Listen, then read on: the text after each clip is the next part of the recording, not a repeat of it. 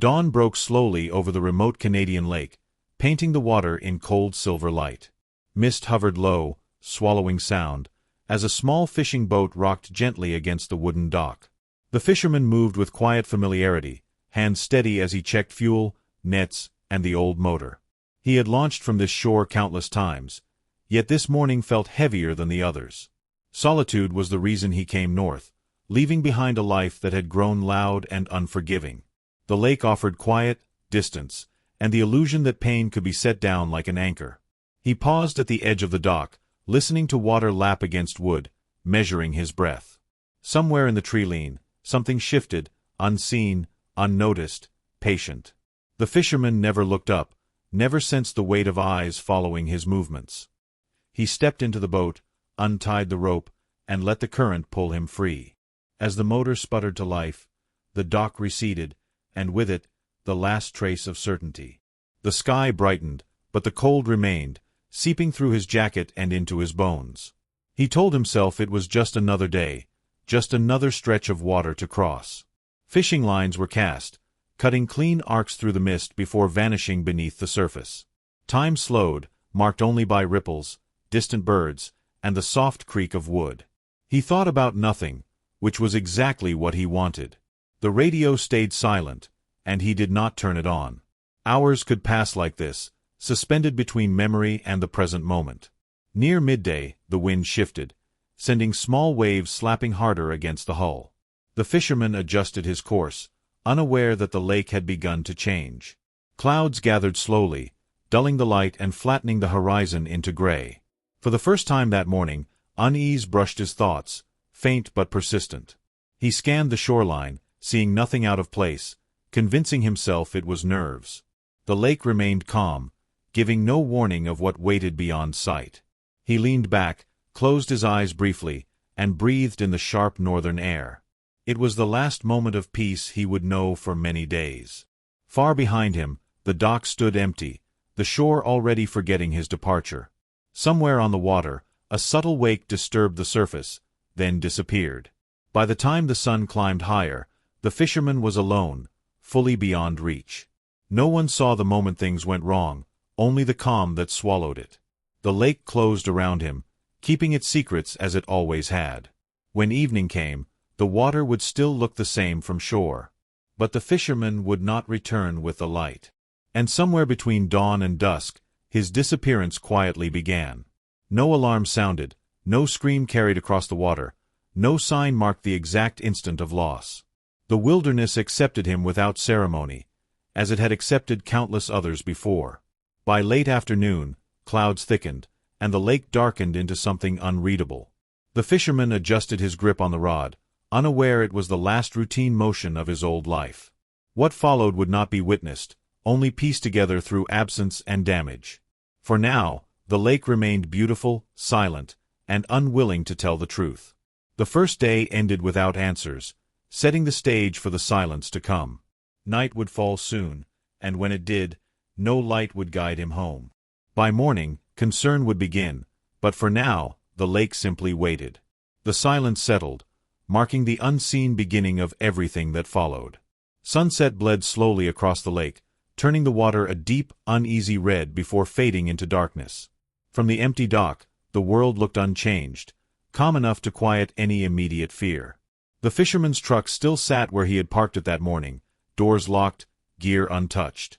To anyone passing by, it suggested nothing more than a man staying out late, chasing one last good catch before night closed in. As the light vanished, the lake absorbed every sound. The wind died. Insects stilled. Even the water seemed to hold its breath. The dock owner stepped outside his cabin, drawn by a feeling he couldn't explain. He checked his watch, then the horizon, expecting to see the small boat's outline cutting back toward shore. There was nothing. Just dark water and a line of trees standing like silhouettes against the sky. He told himself not to worry. Fishermen misjudge time all the time, especially on a lake like this. Still, he lingered longer than necessary, listening for an engine that never came. When full darkness settled, he returned inside, leaving a porch light burning as a quiet signal. The lake did not respond. Hours passed. The porch light reflected off the water, trembling with each small ripple. Somewhere far out, something moved, then stopped. No distress call crackled over the radio.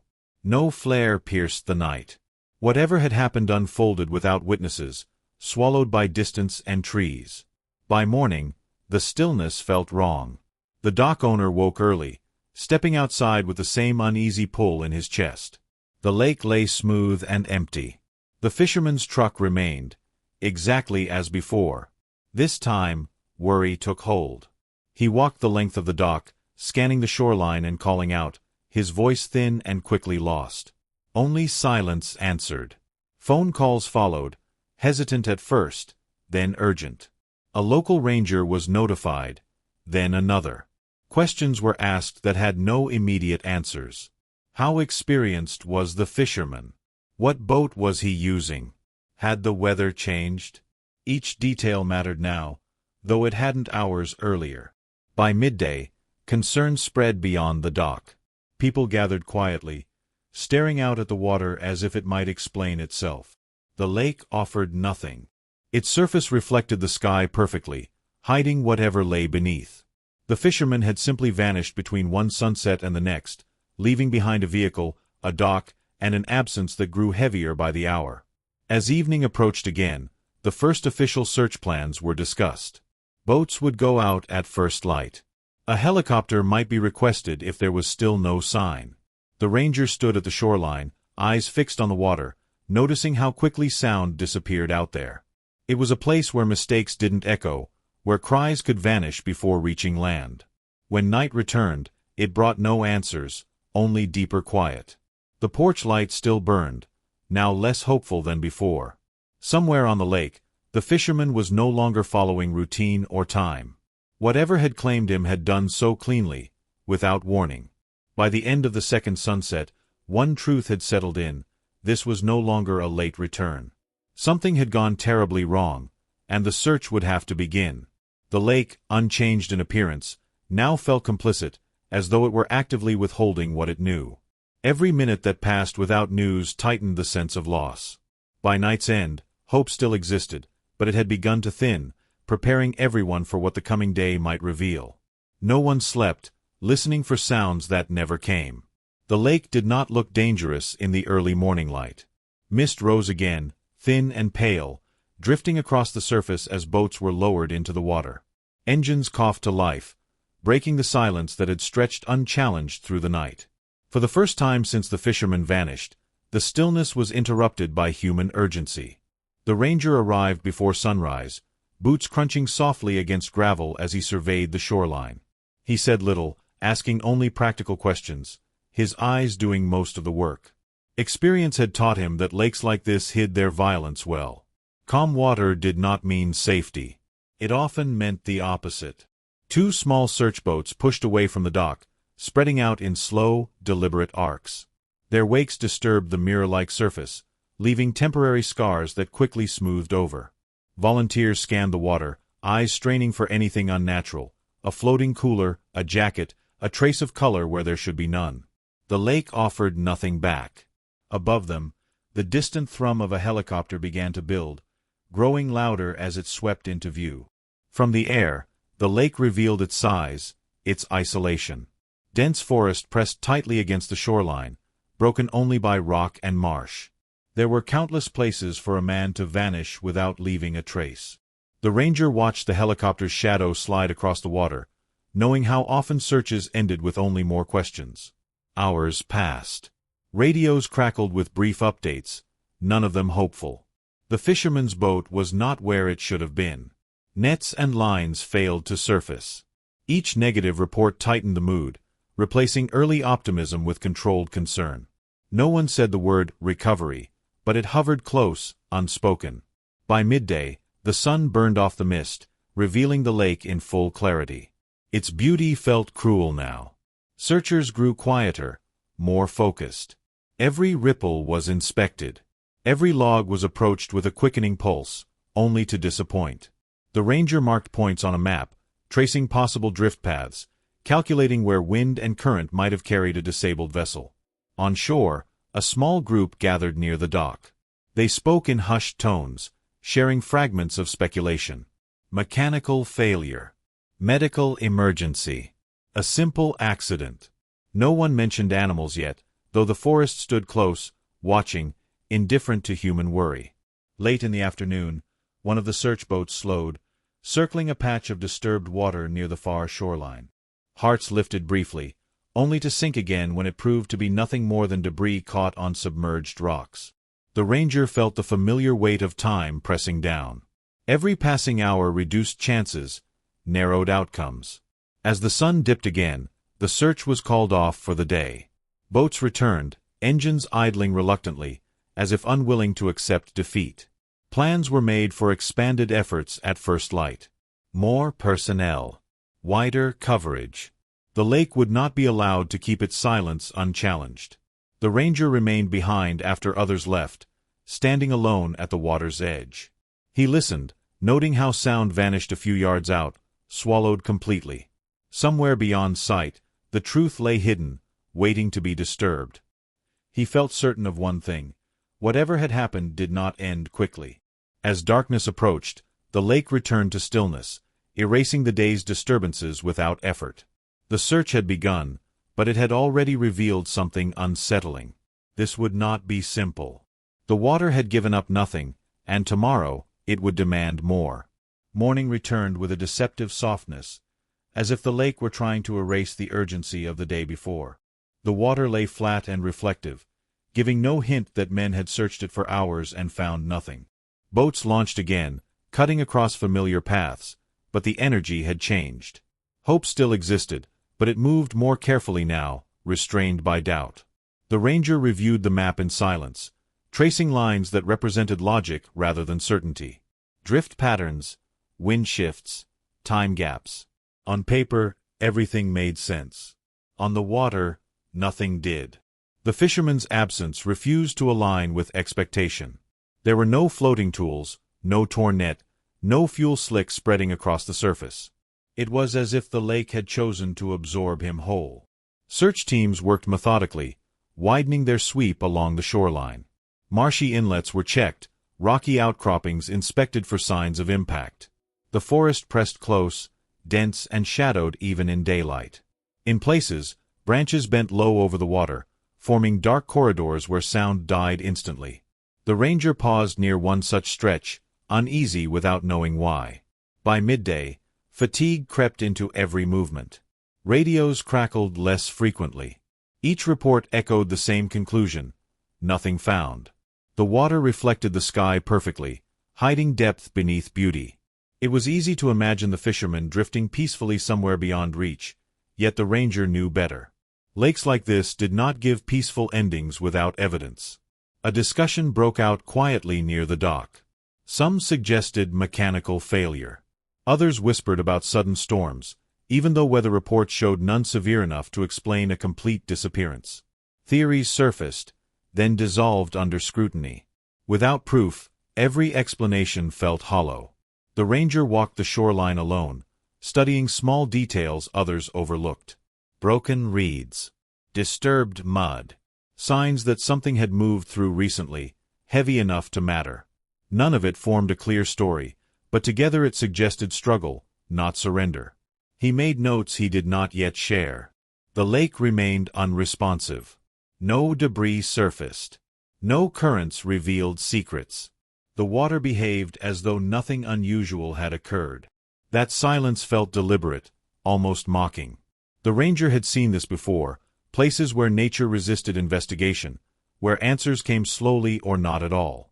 Late in the afternoon, clouds gathered again, flattening light and draining color from the landscape. Searchers moved with renewed urgency, aware that another night would soon close in. Still, the lake offered nothing new. Each passing hour deepened the sense that time itself was working against them. As evening approached, frustration edged into fear.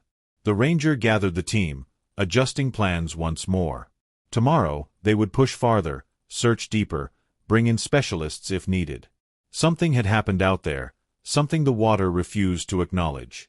When boats finally returned to shore, the lake smoothed itself instantly, erasing wakes as if they had never existed. The ranger stood watching, unsettled by how easily the place reclaimed its calm. Whatever truth lay beneath the surface was not ready to surface yet. As night crept in, one thought lingered with him. The lake was not hiding a simple accident. It was holding onto something far more complicated, something that would not reveal itself willingly. And soon, the search would have to look beyond the water, into places where answers carried sharper consequences. 9 days passed before the lake broke its silence. Morning fog lifted slowly as the first search boat prepared to head out, its crew moving with tired precision. Hope had thinned into habit, sustained more by routine than belief. Then someone noticed movement near the far bend of the shoreline, a dark shape drifting where nothing had been before. At first, it looked like debris, another false promise in a search full of them. But as the object rotated with the current, a familiar outline emerged. A boat. Small. Aluminum. Empty.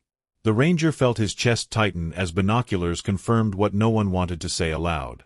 It was the fisherman's boat, drifting freely, as if released after days of captivity. Engines roared to life. The search boats converged, cutting hard through the water. As they drew closer, the damage became visible. Long gouges scored the sides. Deep claw marks tore through paint and metal, curling inward as if something had tried to pry its way inside. Silence fell over the crews as they secured the boat and towed it toward shore. Up close, the marks were worse. Splintered wood along the interior edge. Scraps of fabric caught on jagged metal. No blood, but enough destruction to suggest violence, panic, and force. The lake lapped gently against the hull, indifferent to what it carried back. Word spread quickly. Searchers gathered at the dock, staring at the boat as though it might suddenly explain itself. The ranger circled it slowly, tracing the gouges with gloved fingers. These were not random scrapes. They were deliberate, powerful, and sustained. Whatever made them had returned more than once. Speculation ignited. Bear. Moose.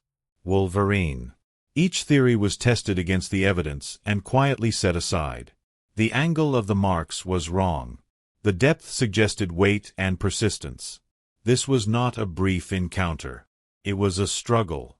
The fisherman was not inside. No body. No sign of where he had gone after leaving the boat. That absence was almost worse than finding remains. It meant unanswered questions still roamed free. A wildlife officer arrived, studying the damage without speaking. His silence carried weight. Finally, he admitted what others were thinking but feared saying. He had never seen markings like these on a vessel this size. Not here. Not ever. As the boat was pulled fully onto land, something else became clear. The motor was intact. Fuel remained. The radio was still mounted, undamaged. The fisherman had not simply drifted away. He had left this boat alive. The discovery shifted everything. Search plans changed instantly. Focus moved from water to land. Shorelines were reassessed. Forests re-entered the conversation. The ranger felt the search narrowing, not toward resolution, but toward something darker. By evening, the boat sat wrapped in tape and evidence tags, a silent witness to days it had endured alone. The lake returned to stillness, as if relieved of its burden. But now it had given enough to raise new fears. 9 days after the fisherman vanished, his boat came back bearing scars and questions. It did not bring closure. It brought escalation. Whatever had happened was no accident. And somewhere beyond the tree-line, the truth was waiting, leaving marks far more dangerous than those carved into metal. As night settled, the mood around the dock shifted from grief to vigilance. People spoke more quietly, glancing toward the forest as if expecting movement. The ranger ordered perimeter lights set up, not for the boat, but for those standing nearby. The realization settled in slowly and painfully. If the fisherman had survived the initial incident, he might still be out there, injured, hiding, or being kept away from the water by something that knew the terrain better than any human. The boat had returned alone, but it felt less like an ending and more like a warning. The search was no longer about recovery. It was about confrontation, about stepping into an environment that had already proven it could fight back. Tomorrow, they would follow the shoreline beyond the obvious paths, into places where the lake met teeth and shadow. The water had finally spoken, but only enough to point them toward land. Waiting silently. The boat was pulled beneath a temporary shelter, lit by harsh white lamps that stripped away any illusion of normal damage. In that light, the claw marks looked even more unnatural. They were not scattered or random. They followed patterns, rising from the waterline and angling inward, as if something had tested the hull, learned its weaknesses, then attacked with intent. The ranger stood beside the wildlife officer, both men silent as gloved hands measured depth and spacing. The marks were too deep for desperation alone. Whatever caused them had strength, patience, and time. The metal had been bent, not scraped. In places, the edges curled inward, suggesting leverage rather than impact. Photographs were taken from every angle. Each image raised more questions. Large predators were known in the region, but none were documented attacking boats like prey. Bears might climb. Moose might collide. Neither would return again and again to the same spot. This had been repeated, sustained contact. The wildlife officer finally spoke, his voice low. He explained what these marks were not. Not propeller damage. Not driftwood. Not a single strike. He hesitated before adding what they also didn't match. No known animal attack on record looked quite like this. That admission settled heavily over everyone listening. The ranger felt unease shift into something colder. He had spent years reading landscapes, understanding how animals behaved under pressure. This scene felt wrong. The boat showed signs of defense, not accident. Scratches along the interior suggested the fisherman had been inside during at least part of the encounter, reacting, moving, trying to protect himself. Attention turned to the absence of blood. That detail unsettled them most. The damage implied violence, yet there was no clear sign of fatal injury at the scene. If the fisherman had been killed on the boat, there would have been evidence. If he had gone into the water, there would have been traces. Instead, there was only damage and silence. Speculation spread carefully. Perhaps the fisherman had fled into the water intentionally. Perhaps he had reached shore under his own power. The marks suggested interruption rather than conclusion. Something had been trying to get in, not simply passing by. The ranger ordered shoreline teams to review photographs from the day the boat vanished. Weather conditions. Water levels. Anything that might explain how the boat stayed away for 9 days, then returned on its own. No clear answers emerged. The lake's currents did not support such a journey. The boat had been held somewhere. That realization changed the tone entirely. If the boat had been stationary, then the encounter had likely happened near land. Close enough for repeated contact. Close enough for pursuit. As dusk approached, the ranger walked the edge of the dock alone, studying the tree-line. He imagined the fisherman making decisions under pressure, choosing movement over stillness, forest over water. The thought made his stomach tighten. Survival choices often carried terrible costs. By nightfall, plans were redrawn. Search focus shifted decisively to shore. Dogs were requested. Specialists were contacted. The lake had finally offered evidence, but it pointed away from itself, toward places where visibility vanished and sound died quickly. The marks on the boat were catalogued and covered, but their impression remained. They should not have existed. They did not belong to any clean explanation. As the lights dimmed and the lake returned to darkness, one certainty emerged. Whatever happened next in this search would not be found floating. It would be found where the water ended and the forest began. Night returned before the shoreline teams moved in. For the first time, the search turned inward, reconstructing what the fisherman may have endured after the moment he left the boat. Alone, injured, soaked, and disoriented, he would have been forced to think differently, to shrink his world down to the next breath, the next step. He would have reached land driven by instinct, not logic. Cold water steals strength quickly, and panic accelerates it faster. He likely crawled at first, fingers sinking into mud, lungs burning, ears ringing with imagined sounds. The forest would have risen before him like a wall, dark and endless, offering cover and danger in equal measure. Inside his mind, fear would not have arrived all at once. It would have come in waves. First confusion, then urgency, then the sharp realization that something was still near the water, something that had damaged the boat and would return if he stayed exposed. That understanding alone would have pushed him deeper into the trees. Pain would have followed him. Scratches, bruises, possibly worse. He would have assessed himself quickly, the way experienced outdoorsmen do, inventorying what still worked. Legs moving. Hands usable. Vision blurred but functional. Survival reduces a person to brutal efficiency. He would have moved without direction, guided by terrain and exhaustion. Downed branches became shelter. Thick brush became both hiding place and trap. Every sound would have registered as threat. Snapping twigs. Distant splashes. His own breathing, too loud, too fast. At some point, he would have stopped. Not because he felt safe, but because his body demanded it. Huddled beneath cover, soaked clothing stealing heat, his thoughts would have turned darker. Time stretches in isolation. Minutes feel like hours. Every pause invites panic to creep closer. He may have spoken aloud, not to anyone, but to anchor himself. Simple words. Counts. Reminders of who he was. Silence in the forest is never complete, but it can feel absolute. In that quiet, imagination becomes cruel. Sleep, if it came, would have been shallow and fragmented. Dreams bleeding into waking fear. The sense of being watched would not have left him. Predators do not announce themselves, and prey learns that quickly.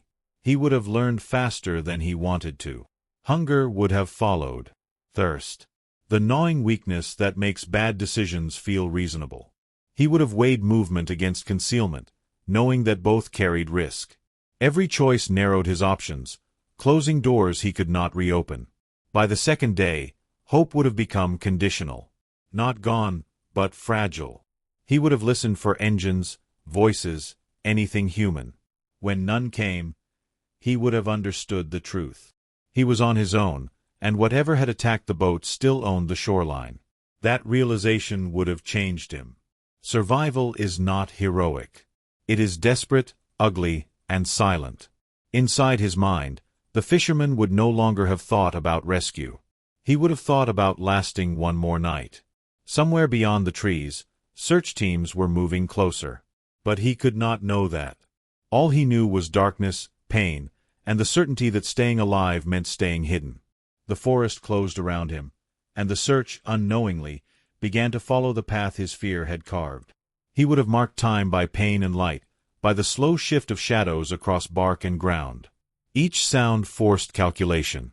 Move or freeze. Hide or run. His thoughts would circle the boat, the water, the moment he understood he could not go back. Whatever had attacked it had claimed that boundary. The forest, for now, was the lesser threat. He would have pressed himself deeper into it, learning its rules through mistakes. Thorns tore skin. Roots tripped him. Yet every injury taught caution.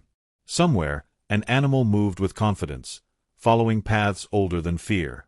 He could not see it, but he could feel its presence shaping his choices. By the time night returned again, he would no longer think like a fisherman. He would think like prey, measuring survival in silence, waiting for a chance he could not yet see and hoping for daylight to bring noise, movement, or human voices from beyond trees. The search shifted at first light, moving away from the water with a sense of grim clarity. Teams spread along the shoreline where forest met lake, eyes trained downward now instead of outward. The ranger led quietly, scanning mud, reeds, and broken ground for signs the water had finally surrendered. It did not take long. Near a shallow inlet, someone raised a hand. Impressions marred the soft earth where waves had receded. Large, uneven depressions pressed deep into the mud, angling away from the lake and toward the trees. Beside them were narrower marks, erratic, overlapping, unmistakably human. Dragged feet. Knees. A body forced forward. The ranger knelt, measuring distance and depth. These tracks were not days old. Rain would have erased them. Wind would have softened their edges. Instead, they remained sharp, preserved, waiting. He followed their line with his eyes, feeling the shape of the story form against his will.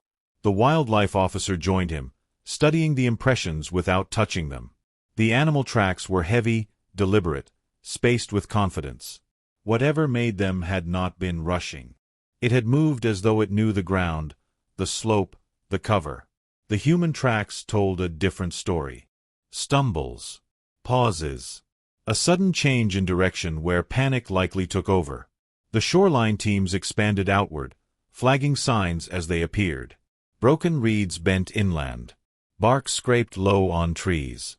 Patches of flattened brush that suggested someone had crawled, then rested, then crawled again. The forest absorbed sound quickly here, thick with undergrowth and shadow. Dogs were brought in, their handlers careful not to contaminate the trail. When the animals caught the scent, their behavior shifted immediately. Heads lowered. Bodies tense. This was not a clean path. It was layered, crossed by fear and pursuit. The ranger felt hope stir, cautious and sharp. These signs meant movement. Movement meant survival, at least for a time. But they also meant something had followed him from the water, something large enough to leave marks beside his own. The trail did not run straight. It curved along the shoreline before veering sharply inland, toward denser forest. That choice spoke volumes. The fisherman had not wandered aimlessly. He had been pushed, steered away from the lake by something he could not face again. As the teams advanced, the forest grew quieter. Birds vanished. Wind faded. Even the dogs hesitated, glancing back at their handlers before continuing. The ranger felt the familiar tightening in his chest.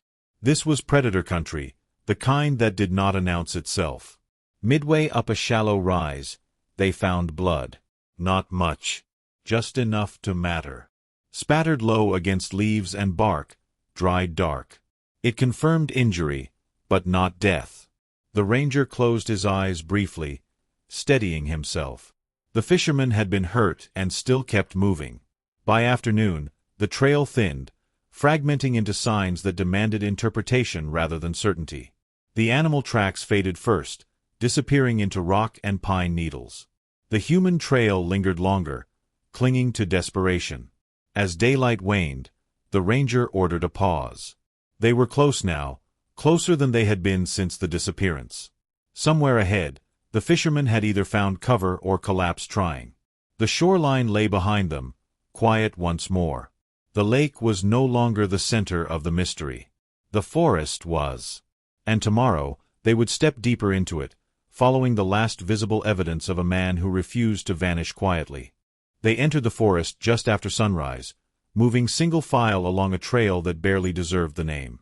Light filtered weakly through thick branches, breaking into pale fragments that never quite reached the ground. The ranger felt the shift immediately. This place absorbed noise. Boots pressed into damp earth without echo. Radios sounded distant even when held close. The dogs slowed first. Their ears stayed back, bodies low, as if the air itself carried warning. Handlers whispered commands that felt too loud. Every instinct urged caution. Forests usually speak if you listen long enough, but here, there was nothing. No birds. No insects. No wind through leaves. Silence pressed in, heavy and deliberate. The ranger signaled for spacing, spreading the team wider while maintaining sightlines. This was the kind of terrain where panic thrived. Fallen trees lay tangled across one another, creating blind pockets and narrow corridors. Visibility dropped to a few yards in every direction. It was easy to imagine someone watching from close range, unseen. They found signs of passage quickly. Bent saplings snapped low. Moss rubbed away from rocks. Places where someone had rested, leaving shallow impressions in wet soil. The fisherman had come through here hurt and exhausted, fighting terrain as much as whatever pursued him. The ranger pictured him stopping often, listening, realizing sound no longer traveled. The blood appeared again, faint but undeniable. Small smears along bark where a hand had steadied itself. Drops spaced unevenly, suggesting staggering movement. He was weakening when he reached this place. Yet he kept going. The wildlife officer crouched near a disturbed patch of needles, pointing silently.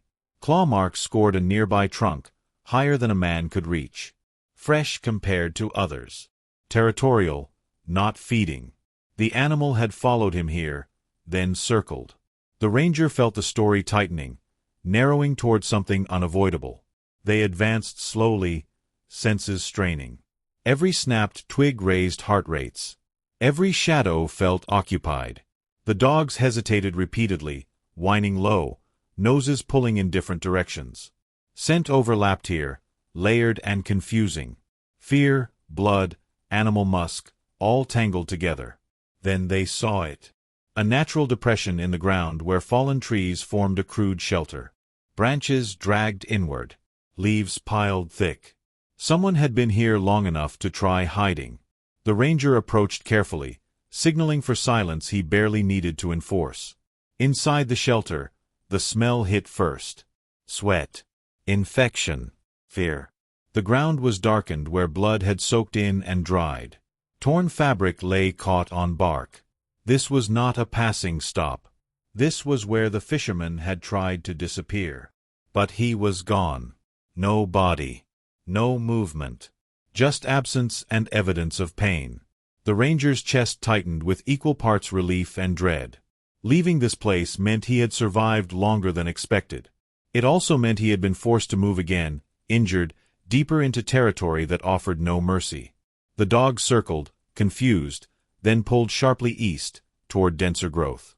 Whatever had happened here had ended abruptly. Signs of struggle marked the ground. Scuffed earth. Broken branches. Then nothing. As if both man and animal had vanished at once. The ranger straightened slowly. This place did not want witnesses. It swallowed sound, movement, certainty. He understood now why the lake had stayed silent. It was not the center of the story. This forest was. As afternoon light began to fade, the team regrouped, tension etched into every face. They were closer than ever, yet further from answers. Somewhere ahead, the fisherman had either found refuge or faced something he could not outrun. The ranger ordered camp set nearby. They would not leave now. Not when the trail felt this alive. As darkness approached, the forest remained unnaturally quiet, as if holding its breath. Tomorrow, they would push beyond this place, following what little evidence remained. Whatever waited ahead had already proven it could erase sound, hide movement, and force men into desperate choices. The search had crossed a line. From here on, every step would be taken where the forest decided who was found and who was not. The discovery came without warning. One moment the team was advancing cautiously through dense undergrowth. The next a searcher froze, hand raised, breath caught in his throat. There, partially concealed beneath fallen branches and moss, lay the fisherman. He was alive. Barely. His body was twisted unnaturally, one leg pinned beneath a fallen limb, his jacket torn and dark with dried blood. His face was gray, eyes half open, unfocused but moving. When the ranger knelt beside him, the man flinched, instinctively raising a trembling hand as if to shield himself from another blow. It took several seconds for him to understand that these figures were human, that the threat had shifted. The ranger spoke softly, repeating the same words again and again. "You're safe. We've got you. You're not alone." The fisherman tried to respond, but only a hoarse sound escaped. His lips cracked as he attempted to speak, eyes darting toward the trees behind them, panic flooding back at the slightest movement. Medics moved in quickly, assessing injuries with controlled urgency. Deep lacerations. Signs of infection. Severe dehydration. They worked efficiently, but their faces betrayed concern. This man had survived something extreme, and his body was near its limit. As they prepared a stretcher, a low sound escaped the fisherman's throat, not quite a word, not quite a cry. He gripped the ranger's sleeve with surprising strength. His eyes locked onto the forest, pleading, warning. The ranger leaned closer, straining to hear. "Don't," the fisherman whispered. "It's still there." The words chilled everyone within earshot. The wildlife officer scanned the tree-line instinctively, hand resting near his radio. Dogs stiffened, ears up, bodies tense. The forest remained silent, but the silence no longer felt empty. It felt occupied. They moved quickly, lifting the stretcher and retreating along the path they had cut in. Every snapped branch sounded too loud. Every shadow seemed closer. The fisherman faded in and out of consciousness, muttering fragments between labored breaths. Water. The boat. The sound of metal screaming. Something watching. By the time they reached the clearing where helicopters could land, the fisherman's condition had worsened. His pulse faltered. Medics worked frantically, calling out vitals, adjusting fluids, fighting time. The helicopter blades thundered overhead, finally shattering the forest's grip. As he was loaded aboard, the fisherman's eyes opened one last time. He looked past the ranger, past the lights and movement, back toward the dark line of trees. His expression was not relief. It was unfinished fear. The helicopter lifted off, carrying him away from the place that had nearly claimed him. The team stood watching until it vanished from sight. They had found him. Against odds, against silence, against whatever stalked those woods. But as the forest closed in again and night crept closer, the ranger felt no sense of victory. The fisherman was alive, but whatever had happened to him was not over. Some stories did not end with rescue. They only paused, waiting for the truth to catch up. Recovery began far from the lake, in a sterile hospital room that smelled of antiseptic instead of pine and water. The fisherman survived the flight, then the surgery, then the long hours when doctors were unsure which way his body would turn. News spread quickly. Against expectation, he was alive. The story could have ended there, but it didn't. In the days that followed, investigators came gently, asking questions in careful tones. What happened on the lake? How he left the boat? What caused the damage? The fisherman answered some things easily. Mechanical checks. Weather conditions. His decision to fish alone. Those details came cleanly, rehearsed almost. But when questions drifted toward the forest, his answers changed. He fell silent. Sometimes he stared at the wall, eyes unfocused, breathing shallow.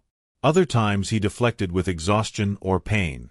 Doctors noted spikes in heart rate whenever the subject shifted away from the lake. Night brought worse symptoms. He woke drenched in sweat, muttering phrases no one fully understood. Metal screaming. Water slapping. Something learning. The ranger visited once, standing quietly at the foot of the bed. He didn't press. He didn't need to. Survivors carried truth differently. Some stories burned too hot to release all at once. The fisherman met his eyes briefly, a flicker of recognition passing between them. "They won't listen," the fisherman said finally, voice barely above a whisper. The ranger asked who. "Anyone," he replied. Then he turned away. Official reports were completed in the following weeks. Wildlife involvement was listed as possible but unconfirmed. Environmental factors were emphasized. The claw marks on the boat were catalogued, photographed, then quietly archived. No definitive species was named. No warning signs were posted beyond standard advisories. The lake returned to normal use by the following season. Fishermen came back. Tourists took photos. The dock owner replaced a few boards and repainted faded rails. From a distance, nothing seemed changed. Only those who had searched noticed how sound still disappeared too quickly near certain shorelines. The fisherman never returned. He sold his gear. He moved south. Friends said he avoided water altogether, even small rivers. Loud noises startled him. Silence unsettled him more. When asked about the incident, he offered a version that ended at the boat, that stopped cleanly at the moment he reached land. Everything after that was sealed away. But sometimes, late at night, he broke that rule. He spoke once to a nurse he trusted, voice low, eyes fixed on the floor. He said the animal didn't rush him. It waited. It tested. He said it learned where he hid by listening, not chasing. When she asked what kind of animal it was, he shook his head. "That's the wrong question," he said. No further explanation followed. The ranger thought about him often. About the lake. About the forest where sound died and choices narrowed. He knew some truths didn't belong in reports.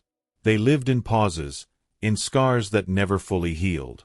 Years later, The boat still sat in evidence storage, claw marks intact. No one studied them anymore. The case was closed, officially resolved. Survivor found. Mystery contained. But on quiet mornings, when mist crept low over northern water, the ranger remembered the fisherman's eyes as he was lifted into the helicopter. Not relief. Not gratitude. Awareness. Whatever happened out there did not end with rescue. It simply stopped following. And somewhere between lake and forest, something learned how close it came to being seen.